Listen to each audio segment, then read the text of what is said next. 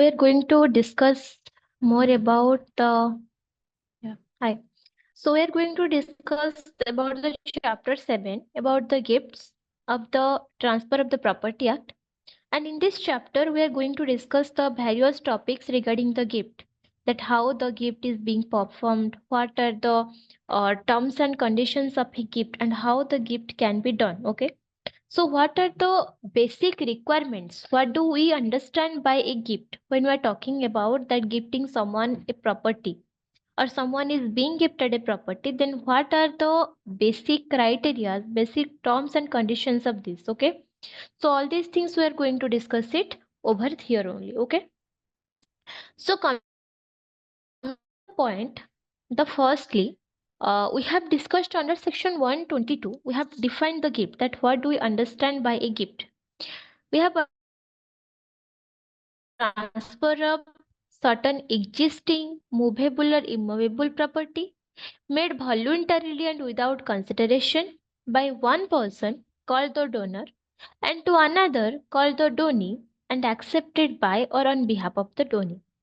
So under this we have understood certain things. Okay. The first thing, as I have already discussed with you, that whenever this gift is being done, that might be a transferable movable property or that might be an immovable property. Okay, this is not always mandatory that the gift need to be done that should be an movable property or immovable property.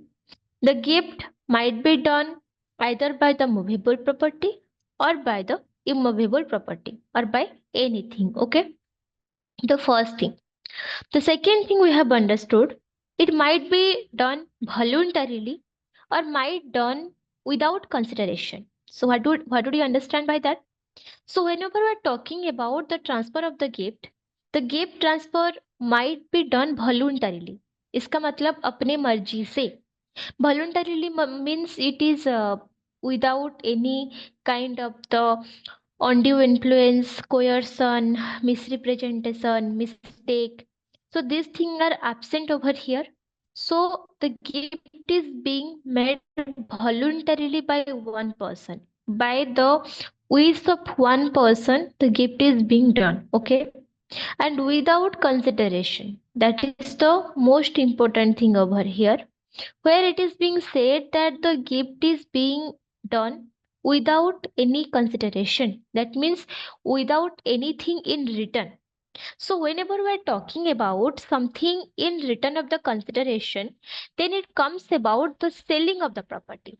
We know that whenever we're talking about the selling and buying of the property, in that case, the consideration comes into the picture. Whenever the property is being sold or bought, in that place the consideration takes place. That means whenever I'm buying a property or I'm selling a property, at that specific circumstances, the consideration is present. Okay, but when I'm talking about a gift, when I'm gifting you something, when I'm gifting somebody something, then there must not be presence of any kind of the consideration. That means I must not take anything as return of the gift. Okay, this is the second important thing. The third person, the person who is gifting the property, who is giving the property, is called the donor, and the person who is accepting the property is called the donee. Okay, so the person who is gifting the property is called the donor, and the person who, and one more thing, acceptance when to be made. So if this acceptance of the gift must be made during the lifetime of the donor and while he is still capable of giving. That means when the donor is alive, during the lifetime of the donor, the gift is, the such acceptance is being made, and while he is still capable of giving. That means when the person is still capable of giving the gift. Okay. And if the donee dies before the acceptance, the gift is buried. This is what we have also discussed. That, for example, I am the donee over here, but before the acceptance of the gift मेरे लिए किसी आपने मुझे 1 लाख रुपया gift दे दिया, but gift को लेने से पहले ही आई डाइड. मेरा मौत हो गया, so can I accept the gift? The answer is no, because accept करने से पहले अगर मैं मर जाती हूँ, then who is going to enjoy the gift? पहली बात ये है। दूसरा है कि अगर मैं गिफ्ट एक्सेप्ट नहीं किया, इसका मतलब गिफ्ट का जो ओनरशिप है ना, वो मेरे हाथ में नहीं आया। और जब तक गिफ्ट का ओनरशिप मेरे हाथ में नहीं आया, that means I have not accepted the gift. Got it? So this is what we have understood under section 122. Under section 123, we have also discussed about the criteria of the gift, that how the gift is being done. Okay. And then we are talking about section 124, which speaks about the gift of existing and future property. Okay. So when we are talking about the gift of the existing and future property, so what do we mean by that? Okay. Under section 124, we have discussed about the gift of the existing and future property. That means the kinds of the property which is existing in nature, but that property is get supposed to be owned in future by someone. Then in that case, those kind of the transaction is not considered as a valid transaction. As we have already discussed, when we are talking about the ownership of a property, when I'm talking that I am the owner of a specific property or I am the owner of a specific thing, then only I have the capability to transfer that property from one person to another. Yes or no? For example, I am transferring you something. Okay. So when I'm transferring you something, before the transferring of the property, this is mostly required that I must be the owner of the property. Yes or no? Until and unless I am the owner of the property, can I transfer the property? The answer is no. That is why the ownership is the very major criteria for the transfer of the property. Property को transfer करने से पहले उसका ownership लेना बहुत जरूरी है। बिना ओनरशिप का हम किसी भी तरह का प्रॉपर्टी को अगर ट्रांसफर कर रहे हैं, उसी प्रकार के ट्रांसफर को हम वैलिड ट्रांसफर नहीं बोल सकते हैं। तो ये तो हमने ऑलरेडी पढ़ चुके हैं। ओके। तो the the kind of the transfer which is future and existing property, which is upon the future and existing property. What does it mean? Let's understand this. For example, मैंने आपको किसी भी तरह का प्रॉपर्टी का transfer कर रही हूँ। I am transferring U a certain kind of the property. Okay. But I don't have the ownership of the property at that point of time. So this kind of the transfer, is it void in nature or valid in nature?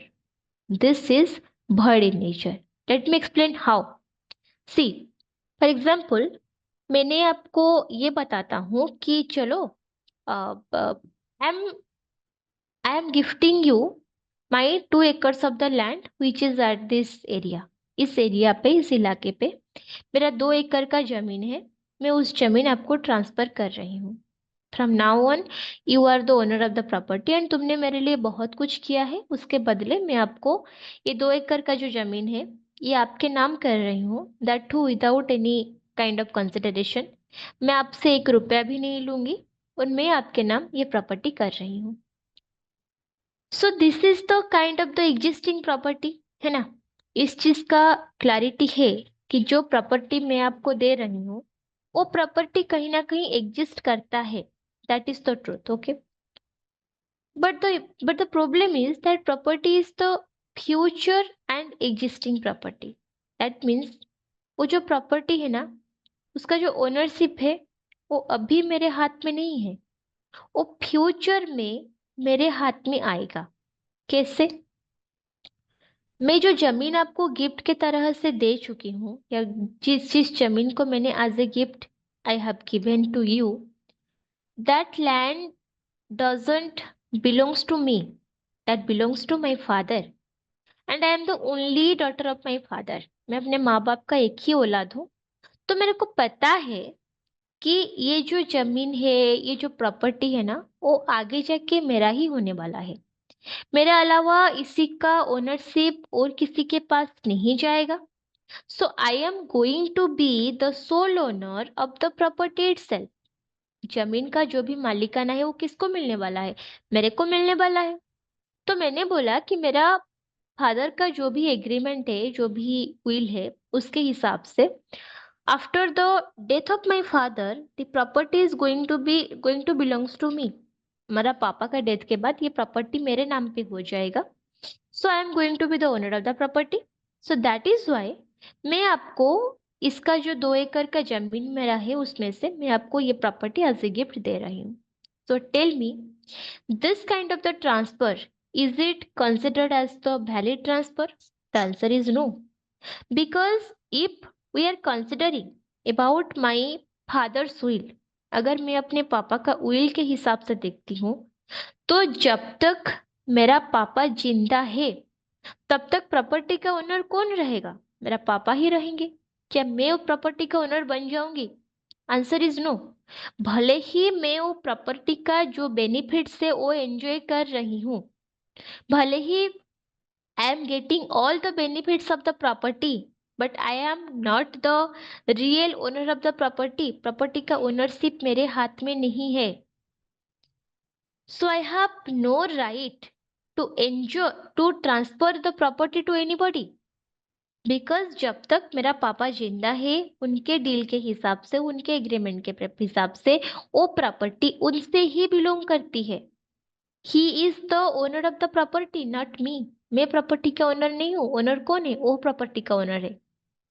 तो जब ownership का बात उनके नाम पे आती है, जब वही प्रॉपर्टी का ओनर होते हैं, तब अगर मैं प्रॉपर्टी को ट्रांसफर करती हूँ और किसी को, तो इसी तरह का ट्रांसफर को क्या हम वैलिड ट्रांसफर बोलेंगे? No, this transfer will be called as the void transfer. क्योंकि भले ही पापा के डेथ के बाद प्रॉपर्टी मेरे नाम होने वाला है, but just because at the point of the time, अभी के अभी पॉइंट ऑफ टाइम पे, आई am not the owner of the property, मैं खुद प्रॉपर्टी का ओनर नहीं हूँ, then I have no right to transfer the property to anybody until and unless I have the full ownership of the property. Got it? So, next we can talk about that. When we're talking about the existing and future property, उसी में हम और एक चीज और एक angle से सोच सकते हैं। मान लो कि my father is himself transferring the property. Then tell me, is the transfer is a valid transfer? The answer is yes. If my father is himself transferring the property, then that property transfer is called the valid transfer. But if I am transferring the property where I know that I am going to get the ownership of the property after the death of my father, then that kind of the transfer is called as the void transfer. Because यहाँ पे जब मैं transfer कर रही हूँ, वहां पे मेरा ओनरशिप प्रॉपर्टी का नहीं जुड़ी हुई है। समझ में आ गया? देन आपका आता है सेक्शन 124, 123। ओके सर, 123 पे हम लोगों ने ये पढ़ा था, for the purpose of making a gift of immovable property the transfer must be effected by a registered instrument signed by और on behalf of the donor and attested by 2 witnesses, जो कि हम लोगों ने ऑलरेडी टीपी एक्ट में पढ़ चुके हैं। That whenever we are talking about a valid transfer of the property, वहां पे प्रॉपर्टी का जो ट्रांसफर है, that should be when we are talking about the transfer of the immovable property. Immovable property का ट्रांसफर सही तरीके से किया जाना बहुत जरूरी है। पहली बात यह है। दूसरी बात है कि whomever the property is being transferred, it must be transferred and attested by more than 2 witnesses. Okay, and that the document must be registered. उस डॉक्यूमेंट का सही तरीके से रजिस्ट्रेशन करवाना बहुत जरूरी है। एंड दूसरा चीज ये है कि when the property is being transferred along with the registration, उसी में 2 विटनेस का अटेस्टेशन रहना भी बहुत जरूरी है। ये दोनों चीजें हम लोगों ने ऑलरेडी पढ़ चुके हैं। Okay, Then give to several of whom one does not accept. Okay. Section 125. यहाँ पे क्या बोला गया है? So when the property is transferred to several persons, but one person is not accepting the gift, then the person who is not accepting the gift will be void for that particular person, but will be valid for other persons itself. For example, एक gift है जो कि मेरे को दिया जा रहा है, आपको दिया जा रहा है, और एक थर्ड पर्सन सी है, उसको भी दिया जा रहा है। हम तीन लोगों को एक साथ वो गिफ्ट दिया जा रहा है ना? तो मान लो ड्यूरिंग द ट्रांजैक्शन आपने क्या किया, आपने बोला कि नहीं, मेरे को ये गिफ्ट एक्सेप्ट नहीं करना है। So if you are doing your revocation of the property, आप अगर वहां पे अपना रिवोकेशन दाखिल करते हो, आप अगर वहां पे बोलते हो कि नहीं, मुझे तो प्रॉपर्टी एक्सेप्ट करना ही नहीं है, then in that particular circumstances the gift will not be transferred to specifically you only, but me and C, हम दो लोग बचे हुए हैं ना, क्योंकि आप अगर अपने आप अपना एक्सेप्टेंस को विड्रॉ कर लेते हैं तो वहां पे बाकी कितने लोग बचे हैं? दो लोग बचे हैं। So the property transfer is still valid for we both two people, क्योंकि यहाँ पे अगर एक इंसान ने गिफ्ट लेने के लिए मना कर रहा है या कर रही है, बाकी जितने लोगों को भी ट्रांसफर किया जा रहा है, if it is a joint transfer, the person who is doing the revocation for whom only, for specifically that person only, the gift will not be transferred, but the transfer will be valid for other persons except the person who has denied. For example there is a group of the cricket team, उस cricket team को jointly 10 lakh रुपया का इनाम दिया जाता है।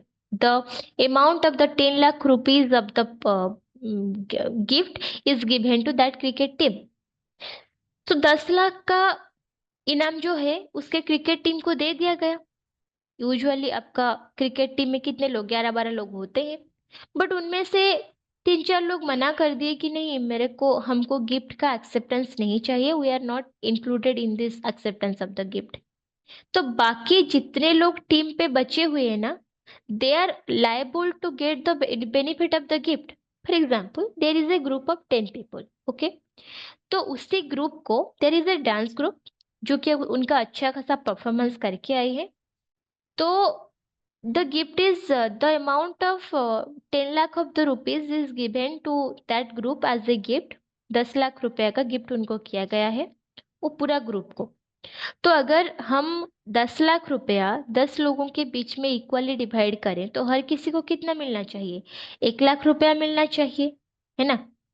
But यहाँ पे ऐसा हो गया कि उस ग्रुप का, मान लो 5 लोग जो है वो बोल रहे हैं कि नहीं, we are not agreeing to accept this gift. ये जो 10 लाख रुपया इनाम हमारे टीम को मिला है, we are not included to accept the gift, हम ये गिफ्ट को एक्सेप्ट नहीं कर रहे। बट यहाँ पे क्या हुआ है? जॉइंट ट्रांसफर हुआ है, 10 लोगों को जॉइंटली पैसा दिया गया है, कितना? 10 लाख रुपया। बट अगर 5 लोगों ने अपना एक्सेप्टेंस नहीं करते हैं तो कितने लोगों के पास गिफ्ट गिफ्ट का एक्सेप्टेंस होता है? 5 लोगों के पास। 5 लोगों ने मना कर दिया कि नहीं, हमको तो गिफ्ट नहीं एक्सेप्ट करनी है, तो बाकी जो 5 लोग बचे, उन वो लोग तो एक्सेप्ट किए हैं ना, क्या उनका गिफ्ट भी डूब जाएगा? The answer is no.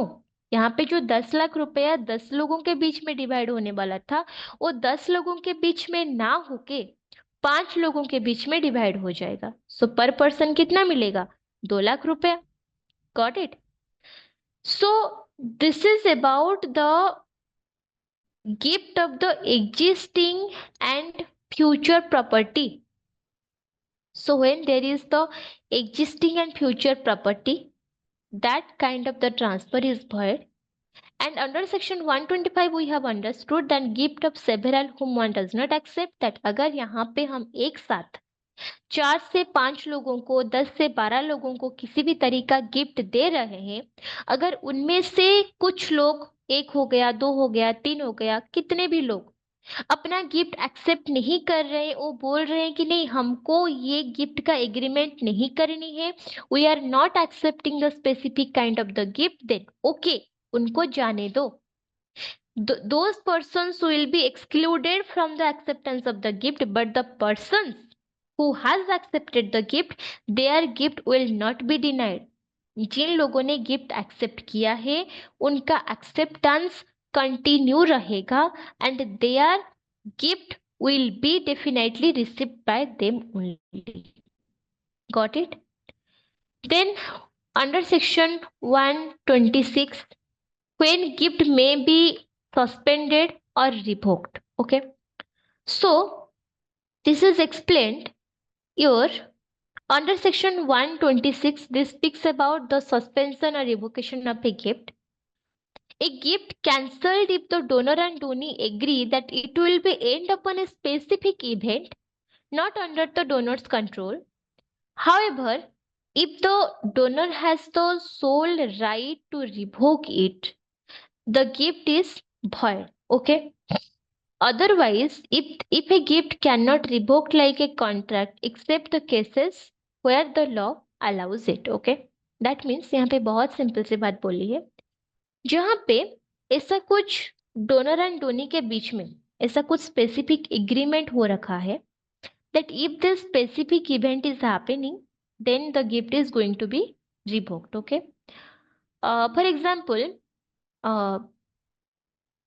you want to gift me, you have gifted me 10 lakh of the rupees, आपने मुझे 10 लाख रुपया गिफ्ट किए हैं. ओके, या फिर you have promised me that you are going to gift me the 10 lakh of the rupees. Okay, but my father is sick, मेरा पापा जो है वो बीमार है. So there is a agreement between you and me that अगर मेरा पापा ठीक हो जाते हैं then only I am going to accept this amount of 10 lakh of the rupees from you. अगर मेरे पापा ठीक नहीं होते हैं then I am going to revoke the gift. Okay, अगर मेरा पापा ठीक नहीं होते हैं, उनका कुछ हो जाता है, तभी मैं ये गिफ्ट एक्सेप्ट नहीं करूंगी. And you also agreed with me on this specific point. आपने बोला कि ठीक है, कोई दिक्कत नहीं, अगर आपके पापा ठीक हो जाएंगे तभी हम गिफ्ट एक्सेप्ट करेंगे, अगर पापा ठीक नहीं होंगे तो हम गिफ्ट एक्सेप्ट नहीं करेंगे. हो गया बात. मान लो my father could not be get better, he died, वो चल बसे. So here the donor and the donee, okay, you have gifted me the 10 lakh of the rupees, you are the donor, I was about to accept the amount, I was the donee. यहाँ पे हम दोनों के बीच में deal क्या हुआ था कि अगर पापा का तबीयत ठीक होता है तभी मैं गिफ्ट को एक्सेप्ट करूंगी, अगर पापा का तबीयत ठीक नहीं होता है तो मैं गिफ्ट को एक्सेप्ट नहीं करूंगी.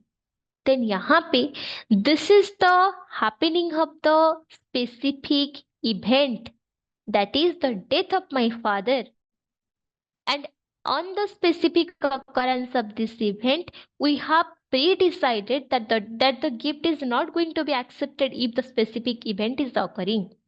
So यहाँ पे वही हुआ जो हमने इवेंट स्पेसिफाई किया था, मेरा फादर का डेथ हो गया.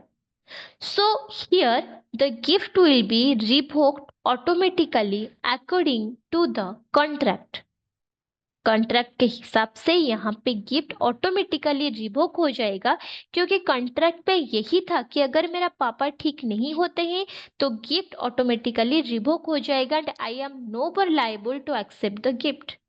ये हो गया आपका पहला चीज. दूसरा चीज हमने क्या पढ़ा कि वो जो स्पेसिफिक सर्कमस्टेंसेस है ना वो डोनर का कंट्रोल पे नहीं रहना चाहिए. फॉर एग्जाम्पल ऐसा नहीं है कि the circumstances should not be like that कि डोनर अगर चाहे तो उस सिचुएशन का करवा सकता है. For example the donor is the owner of a specific land, तो वहां पे एक एग्रीमेंट होता है कि अगर जो डोनर है अपना लैंड को और किसी को बेच देता है then the gift is going to be revoked. अगर वो अपने लैंड को नहीं बेचता है then he is going to give the same land to me. So this is the occurrence of the specific event of the selling of the land. जमीन बेचना ये किसके हाथ में है? डोनर के हाथ में है। अरे उसका मन भाई, उसका जमीन है, अगर वो चाहेगा तो बेच देगा। अगर वो जमीन बेच दिया तो गिफ्ट ऑटोमेटिकली रिवोक हो जाएगा, है कि नहीं? तो यहाँ पे the happening of the specific event which is pre decided, which is pre structured, that is upon the happening of a specified thing, that exactly depends कि यहाँ पे क्या होता है। अगर यहाँ पे ऐसा होता है कि आपका जो प्रॉपर्टी है, मतलब यहाँ पे जो कुछ भी है, if it is getting sold, if the land is getting sold, then the gift is going to be denied. तो अगर गिफ्ट को डिनाई करने के लिए वो अपना प्रॉपर्टी को बेच देगा, who will know this? So the occurrence of the specific circumstances of the selling of the land is totally in the hand of the donor. जो दे रहा है उसके हाथ में ही है. So this cannot be considered as a valid contract of the gift. समझ रहे हो? ऐसा सिचुएशन होना चाहिए जिस पे किसी का कंट्रोल ना हो. जैसे कि मैंने बोला मेरा पापा का तबीयत खराब है, तो he will stay alive और he will be dead, ये हम में से किसी को नहीं पता है, because life is always uncertain. We never know कि पापा जिंदा रहेंगे कि नहीं रहेंगे. अगर पापा का मौत हो गया, is it the control of the donor? क्या यहाँ पे डोनर का कंट्रोल था कि उसने जानबूझ के ऐसा सिचुएशन करवाया ताकि गिफ्ट रिवोक हो जाए? The answer is no. यहाँ पे the situation was too genuine कि पापा का तबीयत खराब हो गया and he became sick and then he died. So this kind of the circumstances will be considered as the happening of the specified event which cannot be controlled by the donor. Got it? Then आता है आपका onerous gift. So when we are talking about the onerous gift, then what does it mean? Okay. When a gift involves the several items, one with the obligations and other without the obligation, the donee must accept all or keep any. However, if each item is gifted independently, the donee can choose to accept or reject the specific items. If a donee who cannot contract accepts a burdensome gift, they are not bound to it until they are legally able and knowingly give the gift. Okay. Onerous gift का क्या मतलब होता है? जहाँ पे gift के साथ ना आपका रिस्पॉन्सिबिलिटी आता है, वहां पे आपको बोलते हैं ओनरस गिफ्ट. जैसे कि मैं आपको अपना, for example I have the shares in 2 companies. Okay, मेरा 2 कंपनी में खुद का अच्छा सच शेयर है.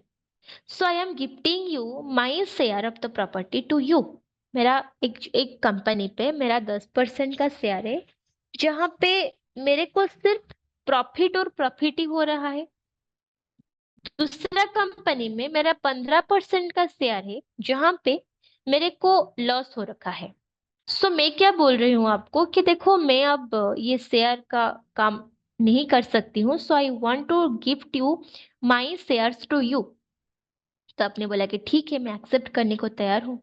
बट आप जब बात का इन्वेस्टिगेशन करते हो तब आपको पता चलता है कि मैं आपको जो दे रही हूँ ना, दोनों शेयर एक साथ दे रही हूँ. एक कंपनी में अगर मेरे को 10% का मुनाफा हो रहा है, तो दूसरा कंपनी में मेरे को 15% का नुकसान हो रखा है. So when I am gifting you those 2 shares together, तो आप भी मेरे तरह एक कंपनी से आपको 10% का बेनिफिट मिलेगा और दूसरा कंपनी में आपका 15% का नुकसान मिलेगा. So tell me, is it kind of a valid transfer? Yes. अगर मैं दोनों चीज आपको एक ही साथ दे रही हूं, then that is my description that I am gifting the 2 shares together. So अगर आपको 10% का बेनिफिट एक्सेप्ट करनी है, अगर आपको 10% का मुनाफा चाहिए, तो आपको 15% का लॉस भी एक्सेप्ट करना पड़ेगा. because these two kinds of the shares are co-related to each other. यहाँ पे कोई भी शेयर जो है वो एक दूसरे से एस्केप नहीं कर सकते. They are just closely bound with each other. यहाँ पे जो कंडीशन है ना, अगर आप 10% का बेनिफिट को एक्सेप्ट कर रहे हो तो उसी के साथ आपको 15% का लॉस भी एक्सेप्ट करना पड़ेगा. तो आइदर अगर आप एक्सेप्ट कर रहे हो तो दोनों को एक्सेप्ट करो. 10% का बेनिफिट बिल मिलेगा और 15% का लॉस भी टॉलरेट करना पड़ेगा, और उसी में जब आपका शेयर का इंप्रूवमेंट होगा तभी आपका नुकसान का भरपाई होगा. अगर इस चीज पे एग्री हो then yes, you should accept the gift. अगर आप बोलते हो कि नहीं, मेरे को तो सिर्फ प्रॉफिट ही चाहिए, मेरे को सिर्फ 10% का प्रॉफिट चाहिए, 15% का लॉस नहीं चाहिए, then here you are not liable to accept the gift at all. क्योंकि यहाँ पे मेरा जो कंडीशंस है ना, तो ये ऐसा है कि अगर आपको करना है तो पूरी तरह एक्सेप्ट करना है, अगर रिजेक्ट करना है तो पूरी तरह रिजेक्ट करना है. अगर आपको बेनिफिट चाहिए तो आपको नुकसान भी झेलना पड़ेगा, अगर आपको बेनिफिट नहीं चाहिए तो आप नुकसान तो अगर आप नुकसान नहीं झेल सकते तो आप बेनिफिट भी लेने का लायक नहीं हो. If you cannot tolerate the loss amount of 15%, then yes, you are not liable to get the benefit of 10% of the profit. Got it? So this is what explained under the onerous gift. But yes, if the gifts are independent in nature, अगर gift का जो nature है ना वो ऐसा independent है कि वहां पे कुछ पता ही नहीं चलता. जैसे कि for example I am gifting you 3 properties together. पहला में मैं आपको मेरा एक जमीन दे रही हूँ. दूसरे में I am gifting you my 10% beneficiary share to you. And तीसरे में I am giving you the share of 5% in a company. Sorry for the interruption. Okay. And तीसरे में I am accepting the share of the 5% in a company which is actually struggling. Actually वहां पे क्या हो रहा है कि कभी कभी I am getting the benefit of the property and sometimes I am gaining the loss of the property. So this is quite in a struggling phase. The company is at a struggling phase. So all these three kinds of the gifts are totally independent in nature. Okay. So all these three kinds of the gifts are totally independent in nature. That means the first share of 10% of the rupees, that is an independent gift. The second part of the 5% of the profit of a company that I am gifting, that is also an independent part. And third, the land I am gifting you, that is an independent part. So here you are not bound or you are not liable to accept all the gifts altogether. It is up to your discretion that what kind of the gift you are accepting and what you are revoking. Got it? For example यहाँ पे आप मेरे को बोलते हो कि नहीं, आप मेरे को 3 गिफ्ट एक साथ दे रहे हो, बट उसी में से मैं सारा गिफ्ट लेने के लिए तैयार नहीं हूँ, and I am going to accept the gift of the land and the gift of the 10% share of the company. बाकी जो 5% शेयर ऑफ द कंपनी, जो कंपनी अभी स्ट्रगलिंग फेज पे है, जहाँ पे कभी नुकसान होता है तो कभी बेनिफिट होता है, उसी उसी काइंड ऑफ बेनिफिट को मैं एक्सेप्ट करने के लिए अब रेडी नहीं हूँ. सो यहाँ पे आप एक काम करो, आप वो गिफ्ट मेरे को मत दो, बाकी ये 10% का शेयर और ये लैंड का जो है, मैं ये दोनों चीज एक्सेप्ट कर रही हूँ. So tell me, is it considered as a valid acceptance? The answer is yes. This will be considered as a valid acceptance because यहाँ पे ये जो सारा गिफ्ट मेरे को मिला है, जमीन का हो गया, 10% शेयर का हो गया, या तीसरा कंपनी का 5% शेयर का हो गया, all these three kinds of the gifts are totally independent in nature. Got it? यहाँ पे कोई मैंडेटरी फोर्स नहीं है कि आप इस गिफ्ट को एक्सेप्ट करोगे तो उस गिफ्ट को आपको एक्सेप्ट करना ही पड़ेगा. No, this is nothing mandatory. यहाँ पे सारा गिफ्ट जो है ना वो इंडिपेंडेंट नेचर का है. तो ये मेरा डिस्क्रिप्शन है, मेरा चॉइस है कि मैं कौन सा गिफ्ट को एक्सेप्ट करूं. मेरा मन हुआ कि मैं 10% का बेनिफिट को एक्सेप्ट किया, बाकी दोनों गिफ्ट को रिजेक्ट कर दिया, तो मंजूर है। मेरा मन किया मैं सिर्फ आपका जो लैंड आप मुझे गिफ्ट पे दे रहे हो, जो जमीन दे रहे हो, मैं उसी को एक्सेप्ट कर रही हूँ, बाकी दोनों शेयर पे मेरे को कोई मतलब नहीं है, मैं लेना नहीं चाहती हूँ, वो भी एक्सेप्टेड है। मेरा मन किया तो मैं बस लैंड और 10% का बेनिफिट ये दोनों ले रही हूँ, 5% का जो बेनिफिट आप प्रॉफिट मेरे को दे रहे हो वो मैं नहीं ले रही हूँ, वो भी एक्सेप्टेड है। Because all these gifts has been done independently, so it is my independent choice that what kind of the gift I am going to accept and what kind of the gift that I am going to reject. Got it? But अगर gift independently ना देके jointly दिया जा रहा है, that is called the onerous gift, जहां पे क्या है कि अगर आप 10% का प्रॉफिट एक्सेप्ट कर रहे हो, देन आपको दूसरा कंपनी का 15% का शेयर भी एक्सेप्ट करना पड़ेगा, जहां पे लॉस है और आगे जाके प्रॉफिट भी हो सकता है। That company is at the struggling phase, at the beginning phase. तो अगर आप यहाँ पे ये ग्रोन अप कंपनी जो हमेशा आपको 10% का प्रॉफिट का शेयर ही देता है, अगर आप उसी को 10% का प्रॉफिट चाहिए, तो दूसरा स्ट्रगलिंग कंपनी का 15% शेयर भी आपको लेना पड़ेगा। अगर मैं यहाँ पे बोलूंगी कि नहीं, मेरे को सिर्फ 10% का प्रॉफिट चाहिए, 15% का लॉस नहीं चाहिए, then that is not acceptable.